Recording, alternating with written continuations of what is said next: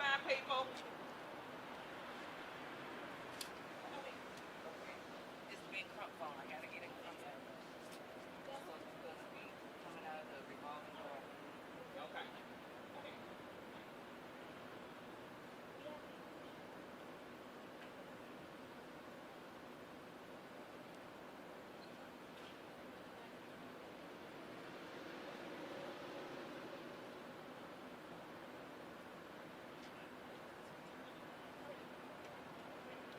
Sorry, wrong door. The mic is over here, but hold on a second.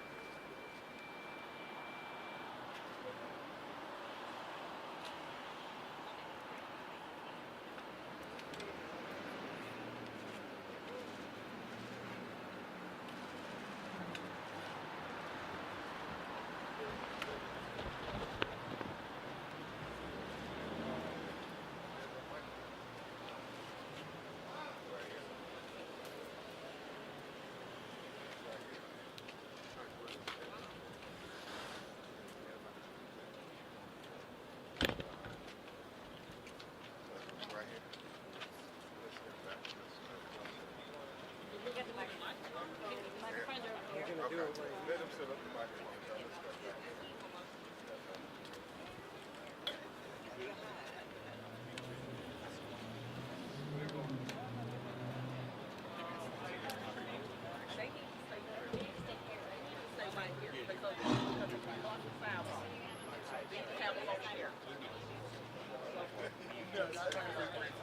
Wait, let's move it back. We don't want to rush. That's fine.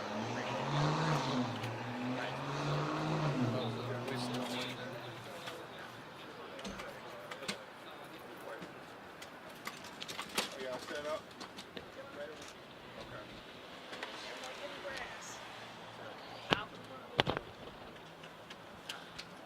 All right.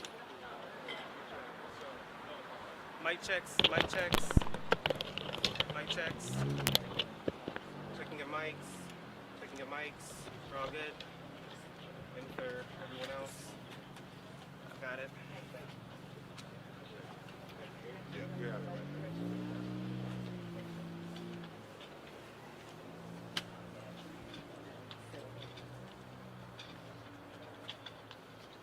Good to go, man.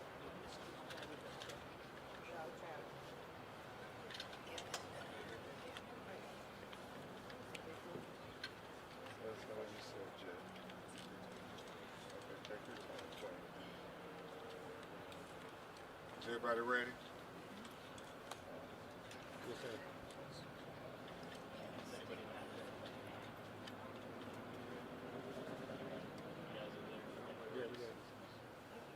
Yes, ma'am.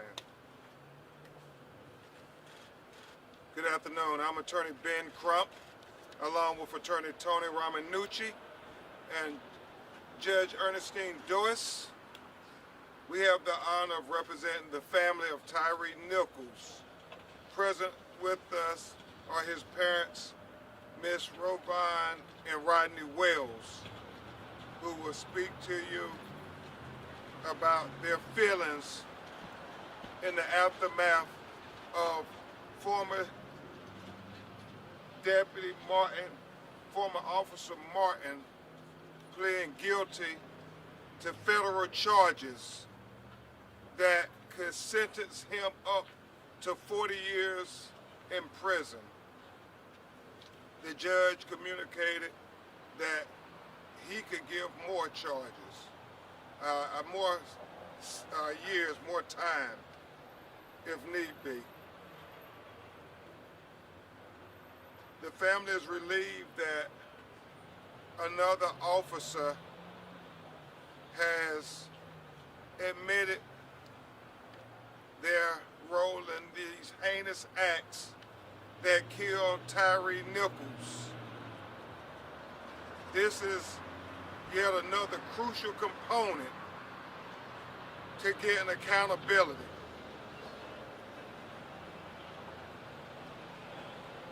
I would tell you, and I'll say it clearly, the dominoes are starting to fall. We expect the other officers to also do the same, because this is critical that we get justice and accountability. This is the worst pattern and practice that we've ever seen. At this time, you'll hear from my great co-counsel, Attorney Tony Romanucci, who's going to go into details about this pattern and practice. And then you will hear from the parents of Tyre Nichols and how painful this continues to be. But make no mistake about it, the dominoes are falling, and we believe the dominoes are going to fall all the way to the end, and that is going to be with full justice, holding all these officers and holding the city accountable for the Scorpion Unit policies that started from the top, and full justice, not half justice, not 3/5 justice, but full justice for Tyre Nichols. Yes, sir. Attorney Romanucci. Good afternoon. My name is Tony Romanucci, and thank you very much, Ben, and the Rodney Wells. Thank you so much for letting me be here. So I do have some notes because you heard some very, very important and absolute fulsome facts. But here's what I'm going to tell you. There are two tips of the sword that we see here. Tyre Nichols was one tip of the sword. Emmitt Martin was the other tip of the sword.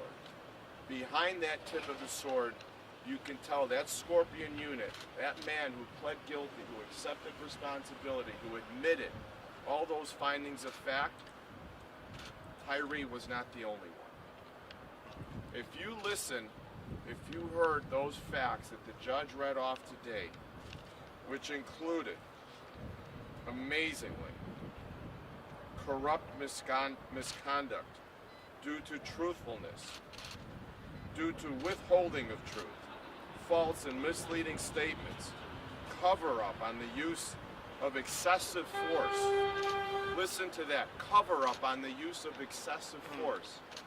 That's what I'm talking about. That's only the tip of the sword here, folks. This Scorpion Unit, not only was it corrupt, it was corrupted from the beginning. It never should have been formed. Those officers should not have been on there. They were not supervised. He admits to striking Tyre Nichols and did not tell anyone about it. They're covering up their actions, not only on that night, but before then. If you read the allegations in our complaint, these factual findings are consistent and mirror the factual findings in the complaint that Ben and I filed on behalf of the family against Chief Cyril Davis, against the city of Memphis, and against all those individual officers. You heard that they agreed that they hit Tyre with so many pieces and haymakers, and how they rocked them, and how they agreed amongst themselves to cover up what they did, because this was their modus operandi. This is how they did it on the Scorpion Unit. And there was no supervision, which is a failure on the city of Memphis, as it is as much on those individual officers. You heard consistently how many acts of commission and omission occurred on that day. But we allege even further in our civil suit that they did this over and over again. That's why when we talk about Tyre Nichols, what they did to him that night on January 7th at 8:30 was beyond tragic. It was horrific. And this whole city of Memphis, I know, cried for Tyre and for their family for what happened. But let me tell you, they reigned terror way before January 7th. This was not only one day. This was the bomb that finally exploded. And it breaks my heart to say that Tyre was on the receiving end of the Scorpion Unit on that day. More importantly, he's pleading guilty in his official capacity under color of law. And what that means is he admits that he was working and operating as a Memphis police officer, that he wasn't acting outside the scope of his duties, as the defense has said that he was acting as a Memphis police officer, wearing a badge, a shield, carrying a duty belt and a gun, striping, saying that he was Memphis Police Department, and that it was his excessive and unreasonable force which caused Tyre's death. And to make it worse, he's pleading guilty to failing to intervene, meaning that there was a chance that Tyre could have been saved. But instead, what did they do? They smoked cigarettes. They made sure that they doused themselves with water to cool themselves off and get pepper spray out of their eyes. They yacked, they laughed, they talked while Tyre was laying on the ground, needing help. That's what they're pleading guilty to, folks. And that's the magnanimity of what we're dealing with here. That's why there's more than one tip of the sword here. Not only is it Tyre, but Emmitt Martin, Justin Smith, Desmond Mills, Demetrius Haley. They're all tips of the sword lined up behind.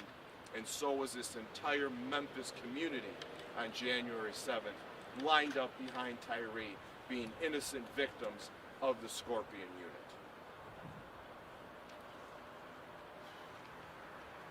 Thank you.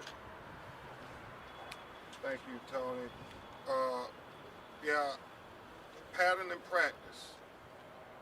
The blood is not only on the hands of these officers, the blood is on the hands of the Memphis Police Department.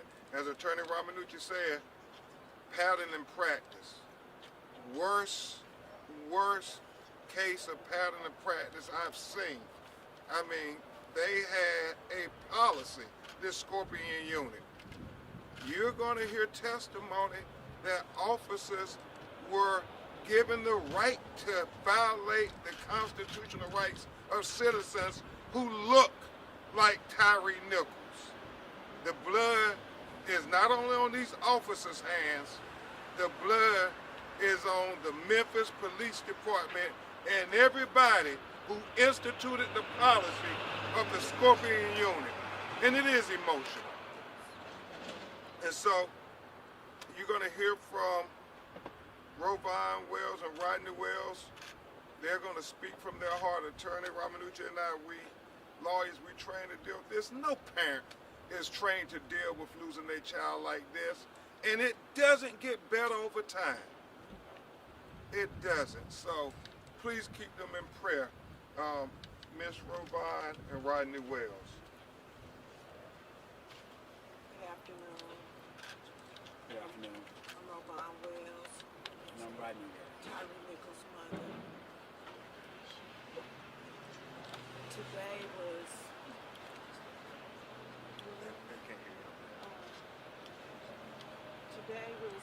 very emotional to hear another police officer plead guilty in my son's murder. It was kind of bittersweet, the fact that I had to hear him plead guilty for all those charges that were presented in court today.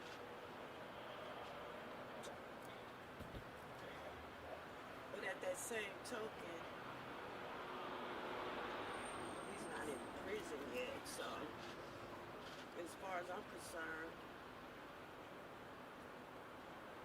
you know, I know I'm rambling a little bit, but this is very difficult. I have 4 children. One of my kids is gone now because of the Memphis Police Department. Tyre was just coming home. He was minding his own business and he was just coming home. Now we have 5 police officers. All y'all saw the video. I didn't see the video. But I do know that Martin and Haley were one of the main people that did the things to my son. It was good to hear him finally admit the guilt.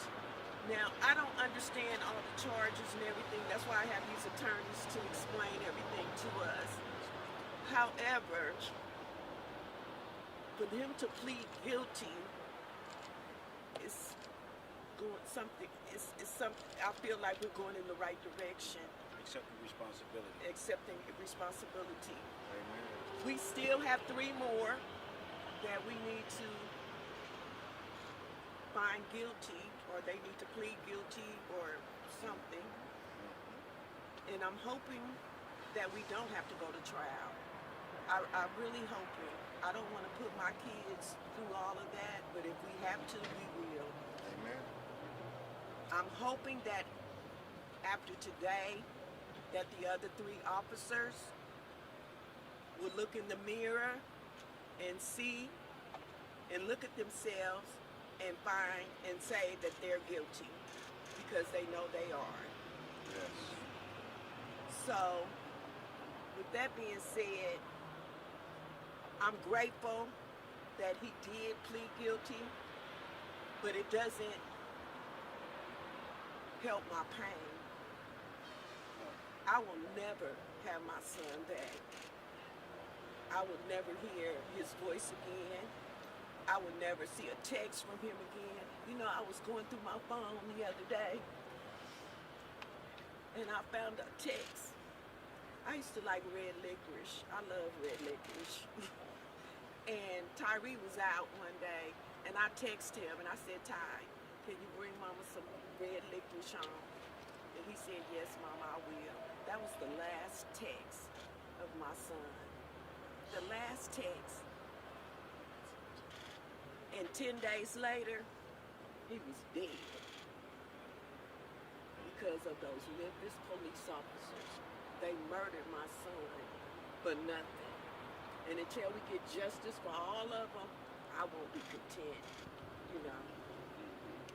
Justice for Tyre. Justice for Tyre! Justice for Tyre. Justice for Tyre! Justice for Tyre. Justice for Tyre! Mr. Wells, do we have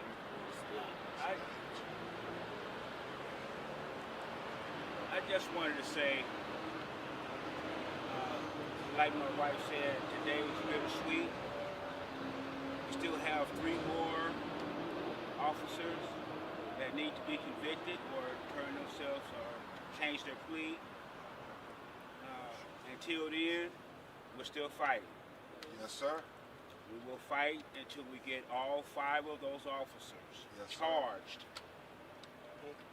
and convicted Yes. and sentenced Yes. for the death of our son. Yes. Tell them about it. But today was a good day, in our opinion, because we got one of the main characters to plead guilty. But the fight ain't over. No, it ain't. The fight ain't over. Especially Mr. Haley. We're giving you word. We're coming after you, my brother. We want to get a conviction from you. We would like to get a guilty plea.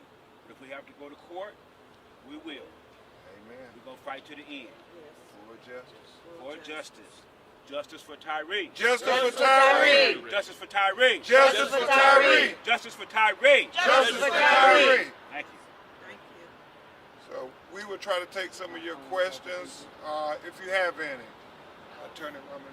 40 years on this plea, guilty plea was the recommended sentence. It was a similar plea to the one that Desmond Mills took a little under a year ago, but a lot more time. How do you guys feel with 40 years as the recommended sentence as opposed to 15 that were recommended in Desmond Mills' case? I would say the Chauvin case for George Floyd got 22 years, 22 and a half to be precise. So if we get 40 years, we will be happy. You know, because it's another record-breaking sentence in our case. And So, the judge also declared that he didn't have to accept that he can also Give him more. give him more. And he said that with Desmond Mills as well. So we felt very good about it. I'll say this, Lucas, and Attorney Ramanucci will chime in.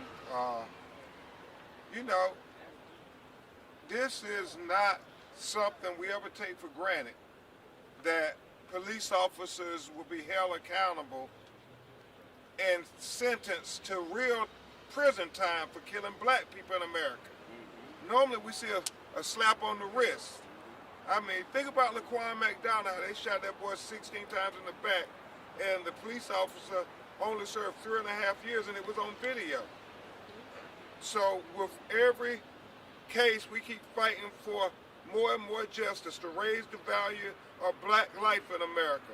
As Mr. Wells said, George Floyd's killer, Derek Chauvin, 22.5 years. And that was on video. You're right, Ms. Wells. And that's significant. And I think when you look at how they beat him to death, the sentence should be significant too. It should be very significant to be a warning to any other police officer out there who thinks that because it's a black or brown person, they can do anything to him. They could beat him like a dog if they want to. I mean, he was a human being. You shouldn't beat any animal. I mean, if they beat a dog like that, people would be just outraged to this day. Yes, they would. Tyre was Robon's baby. My baby. Hello, Mr. Ramanucci. You want to chime in there on that? And then Yeah, I think what you need to see, and you got to start putting the pieces together here. The recommendation of no more than 480 months is a powerful statement of retribution, and why the difference between Mills and Martin now is because you see that the mountains of evidence are accumulating. When you look at the quiet streets of Memphis right now and they turn dark at night, 1.5 years ago, these Scorpion officers were prowling the streets looking to make unconstitutional stops. They're admitting that they made a bad stop that night, that it was not a good arrest. They arrested somebody under false pretenses. And that's what's important here. And that, if you're asking, well, why would he take such a plea to 480 months of a recommendation? Well, that's because there's knowledge. There's knowledge of what they did that night and what was there before. That's the importance here. Yes, Is your ma'am. attorney team satisfied with the Hold on, 40-year plea or recommendation? she was first. Yes, ma'am. Do you expect the other 3 officers to plead guilty, and if so, what is the deadline? Do they have it? I don't think there's a deadline. You can change your plea all the way up and during trial. But we do expect them to plea based on the ocular proof. I mean, you see it with your own eyes. There's no explaining this. And then when you think about all the stuff Attorney Ramanucci, Judge Dorsey and us put in our civil complaint, this knowledge that the department knew what the Scorpion unit was doing. This was not the first time a citizen from the black community had complained about the police doing them like this. So we expect them to plea. But if they don't plea, it's like Mr. Wells said, we prepared to go all the way. All the way. Tyre deserves it. yes. Are you satisfied with the 40-year recommendation? Do you think it should be more, or is that Well, necessary? I am always careful. I have been doing this long enough now until police officers are sentenced and put behind bars. We do not get complacent because the rules are just different. Kareem and I was talking about the double standards that happen when it's a black person lying dead on the ground and it's a police officer. I mean, it's just different. And so we don't take it for granted at all. I'm sure Attorney Ramanucci and Judge Doyce can tell you similar things. Until they are actually sentenced, we got to keep fighting as if it's going to be another one slipped away, because justice is elusive for minorities in America. Very elusive. I just want to comment that and know that with the more opportunity for dispositions via a guilty plea, the more information will be provided. And with that provision, the judge has more information to decide whether he or she would accept the plea. Great discretion up to a maximum of sentence. Yeah. And I'll say this before we take one or two more final questions. You know, there's a pattern of practice investigation going on. And I think with each plea, it helps give the Federal Department of Justice Civil Rights Division more evidence that this is a pattern in practice. As Attorney Ramanucci and our legal team said at the beginning, you may remember, Ms. Rovine, we said that people were going to be shocked at the admissions of the police officers. Lucas, I mean, not just these 5 that are charged. There are going to be other admissions.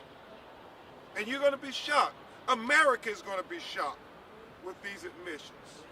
And for families that are watching this, specifically your parents, or for families that are watching this and maybe sitting at home with their children, black and brown communities specifically, I know you had mentioned them seeing this, the violence that has taken place. What would you say to them, and what recommendation would you give to parents who might be afraid for their children? You asking the parents? Yes, for either. What did you say? I'm sorry, I wasn't. Sure. So, Black and brown parents. So what would we say to them? what would you say for parents who are watching with their black or brown Afraid something like kids this could happen who to may, them. you know, who are seeing this and may be afraid for them? Well, I tell people, you know, a lot of times when we see this, you know, the first thing that police officers and people, they would try to find something wrong with that person, regardless to what. This time they couldn't find anything. Tyre was not a perfect child, but he was close enough. And so what I tell parents, watch your kids, talk to your sons and your daughters and tell them how to respond to police. From my understanding, Tyre replied very sensibly. Yes, he he did. replied the way I taught him, and we see what happened. So it doesn't matter if you have a record or if you don't have a record. If you have children, whether it's a girl or a boy, you explain to them how to deal with the police, and you just explain to them that this is the world that we live in, unfortunately, and say, look at Ty. Just look at what happened to Ty. You know, look what happened to him. He was coming home from Shelby Farms, watching the sun set.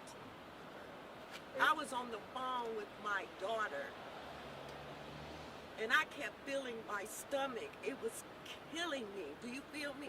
I was having this pain in my stomach, and I did not know what it was until I got that knock on the door.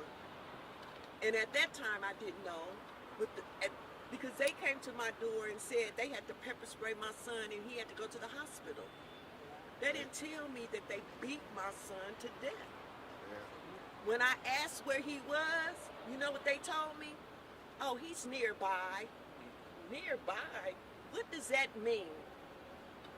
So what I say to parents, just pray, talk to your kids, and try to explain to them that this is what they have to deal with. And unfortunately, it's what it is. And it's very important that the judge took note of the cover-up, because many times they do try to say that, oh, it's justified what the black or brown person did. And many times in America, they take the police narrative as the gospel. And so they're having a plea that's documenting that an officer talked about. They covered up facts and actions that happened in the killing of Tyre. Sets a precedent that can't be just overlooked in these other cases or in the civil case. And we would like to thank the Department of Justice Civil Rights Division, headed by Christian Clark, and the Assistant U.S. Attorneys working here in Memphis on this case. Mr. Pritchard, we cannot say thank you enough, because, you know, justice is not promised. I don't care what you think. Justice is not promised. And we have to fight for every measure, every inch, every ounce of justice we get. I think about Attorney Ramanucci and Sonia Massey. When she asked that question, Ms. Robert, that's what I thought about. You just never know. I mean, she called the police for help and they shot in her face. Yes, sir. Mr. Crump, yesterday community leaders were reacting, saying that the way that this is adjudicated for all 5 former officers will come around. They were saying that the way that this is adjudicated for all 5 former officers is sending a message to the city. Do you think the courts are looking at what the message that they're sending out to the city of Memphis, saying, you know, how this is going to be adjudicated will determine how their stance is on crime? Well, I'll say this, and I'll let my brother, Attorney Ramanucci, respond to this, because it all is connected, I think, to the civil action of making them change the conduct. The criminal culpability is going to hold the police officers accountable, and they go to jail. But what responsibility does the city of Memphis bear for this heinous act that was condoned? It was condoned by the city. It was condoned by the leadership in the Memphis Police Department. That's what our investigations have concluded. That, no, they knew what the Scorpion Unit was about. It wasn't no secret what the Scorpion Unit was doing to people. And so, yeah, what message that it said? That the dominoes are falling, and the dominoes won't stop with just these officers. No, That's right. Attorney Ramanucci. I mean, officers who wear a badge and are sworn to duty are also sworn to constitutional policing. And there's a responsibility when an officer takes that oath. Somebody must supervise them. And when the orders come from the top that there might be unconstitutional policing, then you got to fix it. And our complaint alleges all that. And it matches up. And you need to see the pattern now between the civil case and the criminal case. When you look at the findings of fact today, when they match up to our civil allegations of over almost a year and a half ago that we made in our complaint, then you got to wonder, wow, what's going on here? And so how does it have to do with crime? Well, you look at Chicago and the Democratic National Convention. There was constitutional policing that occurred, and the crime was very low. Those two are compatible. You do not need to use violent police tactics in order to reduce crime, and study after study proves that. Last question. Mr. Crump and Ms. Wells, can you talk a little bit about what it's been like preparing for this upcoming trial? If it happens mentally, emotionally for you guys, but also for you as well. Everybody's going to have eyes on this trial. Well, we're really concerned about our kids. Yeah. We're really concerned about our kids because we have to move them there in Raleigh, California. So preparing for that is a big hurdle. So if everything went our way, everybody would plead guilty and it wouldn't be a trial. But if we have to go to trial, then we'll be prepared for that too.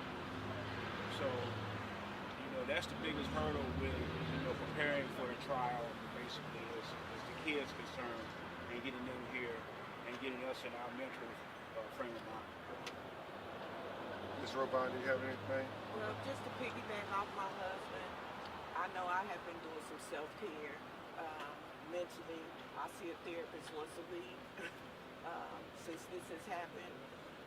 Amen. I've been ill I've had a lot of different little things that have happened, since this all happened. So I've been going back and forth to the doctors and just trying to get myself mentally ready for all of this, because I've never had to deal with this. You know, my husband and I, we sat here and we were saying, you know, we were just sitting at home minding our own business, getting ready to watch a Lakers-Kings game, okay? And we get the knock on the door. And when they came to my door and said about Ty, that was the last person that I would expect. All that stuff they said about my son, it was not true. So, the last 2 months, to answer your question, I've been just preparing mentally. Do you have any? I would say this. Our legal team tries our best to do everything we can to try to comfort and protect our clients. That's everybody involved. My investigator, Kareem, Judge Doris, Paula, Cassio, the activists and supporters, the many of them who've been standing with this family, who have become like co-counsels to us. But nothing can prepare you for the psychological trauma of listening to blow by blow evidence, breaking that video down, every moment, every second of it in court. I mean, stopping it, identifying officer, what were you thinking when you punched him here? What were you thinking when you kicked him?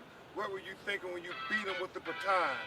You know, when you didn't give him any assistance. So you can't, it's almost, everybody has to get mentally prepared, because you want to try to be there for Rovon and Rodney as they go through it. So it is an ordeal. You don't wish trial on your worst enemy if you can help it. I also want to say, Ahmaud Arbery's mother, Miss Wanda Cooper Jones, her and I have become very good friends. And she has tried to prepare me for this situation since she has gone through it. Another friend of mine, Pam, AJ in Florida, where she just got a guilty plea. It was the young lady who was shot through the door. Yep. That was another friend. The mother is another friend of mine. So they've been preparing me and trying to prepare me on what's going to happen. Amen. And- Last question. Quickly, Shelby County District Attorney Steve Mulroy just released a statement saying that he expects the defendant to have a similar guilty plea in state court. Is that what you guys are expecting as well? Absolutely. Yes. Tony, anything? Yeah, we don't have any information on that, but we would expect there to be congruency between the federal government and the district attorney. I am sure, we don't know, but I'm sure that they are communicating and that they are aware of what each other is doing. So this is not surprising news. Is that something you guys would like to see? We want full justice. Yes. I mean, if this was your child, you would want every, Well, not an ounce less. Keep in mind that the state charges are second-degree murder, and so that is something that I think really brings justice full circle. When the excessive force we know caused the death from what he said here today, and then with second-degree murder, that really does bring full circle to this. And based on the history of Steve Morrow's office, they do fight for equal justice, and I know they gave much respect and sensitivity to Tyre's family from day one. Yes. Do you expect to see similar sentencing for the other defendants who have not yet pleaded guilty? Well, that's going to be up to the Department of Justice and the defense lawyers in the court to accept the plea. Because, you know, the court can reject the plea. They do it a lot when it's, you know, people from the neighborhood, if they don't feel it's a just a plea agreement. I expect, based on this video, they need to plea, or the jury, I think, is going to return a guilty verdict very fast, and the judge is a human being too, and he's going to apply the law. I mean, go watch that video again. I know sometimes we become immune to the videos. this was one of the worst police brutality videos ever. It's not, I mean, I can't even think of one that's close when you just senseless beating of a human being. We are answering. Okay. Yeah. And I'd like yes, to say one last thing for our family. We wanted to thank our legal team, from our attorneys, to Milroy, to everybody who was fighting for our case.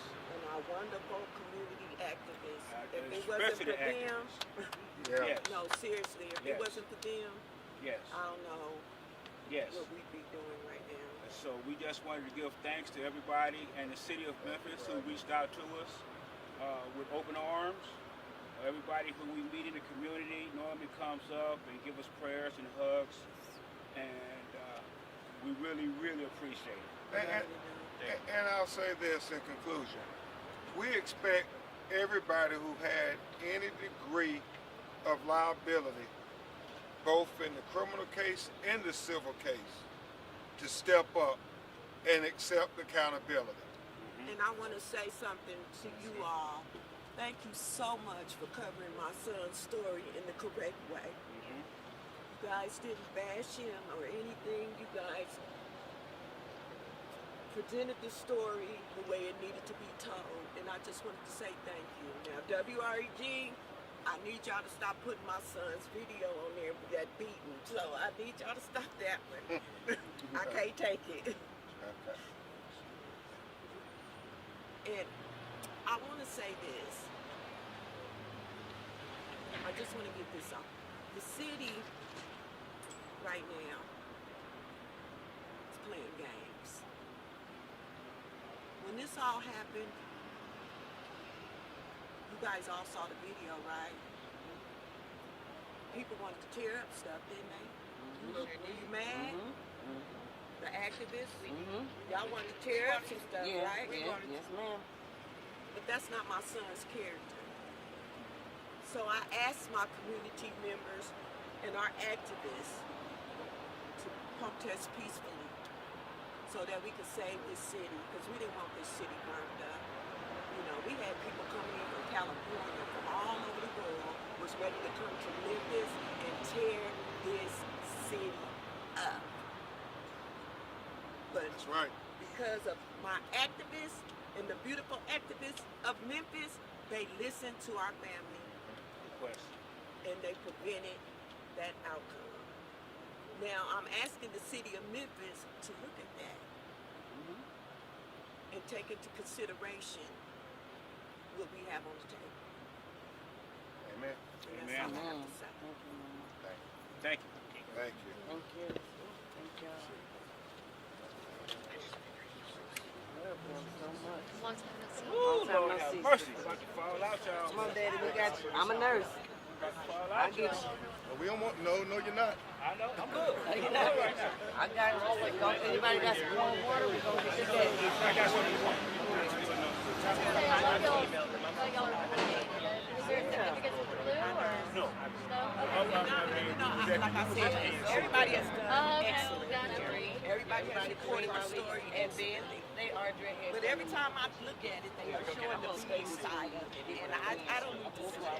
They can show the great skateboard, you know, 'cause I watch all of it. That's it. That's lawyer. What is your name? Brian. Hi. Fox 40.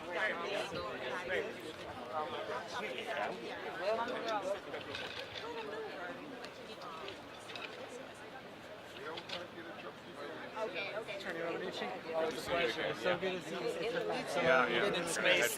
Gonna head back now. See if I can make it. Thanks, everyone. Yeah, appreciate you. Appreciate you. Attorney, we'll see you again. Yes, you will. Thank you. I will not be scarce from this city. I'm a regular now. I haven't had the pleasure of meeting you. Baker with it. Oh, nice to meet you. Yeah, yeah. Thank you for your coverage and watching the stories. Yeah. Yeah. You're in Chicago, right? I'm based out of Chicago.